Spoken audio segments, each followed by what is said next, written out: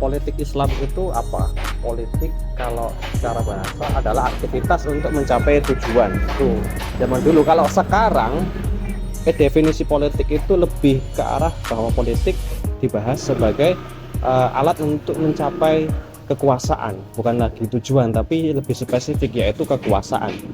Sementara Islam adalah, ya kita tahu sendiri, agama yang berbasiskan keyakinan, ajaran, nilai, tradisi, dan bahkan kebudayaan. Jadi penggabungan antara politik dan Islam itu artinya mencampurkan politik dengan Islam.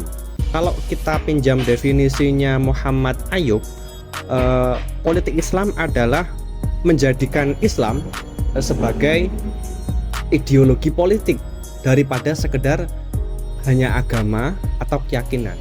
Artinya dalam gerakan politik yang dilakukan oleh orang-orang yang menganut politik yang Islami itu mengandaikan, membayangkan bahwa Islam adalah dasar dari segala aktivitas politik mereka. Bahkan tujuannya nanti juga harus berdasarkan tujuan Islami yang mereka yakini.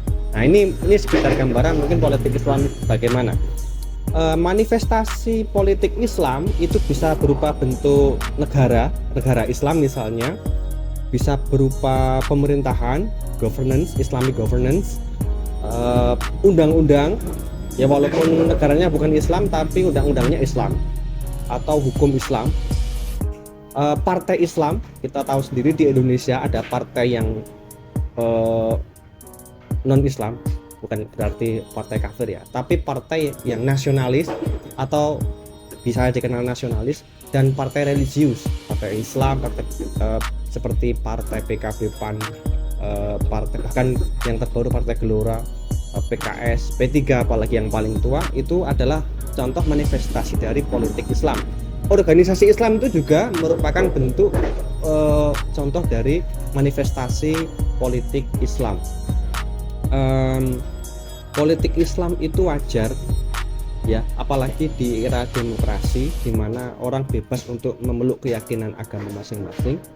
Yang tidak wajar itu adalah politisasi Islam, artinya menjadikan agama Islam sebagai alat untuk mendulang kekuasaan yang nanti tujuannya bukan Islami lagi, tapi untuk tujuan pribadi, kepentingan golongan tertentu yang itu nanti bisa merusak tatanan umum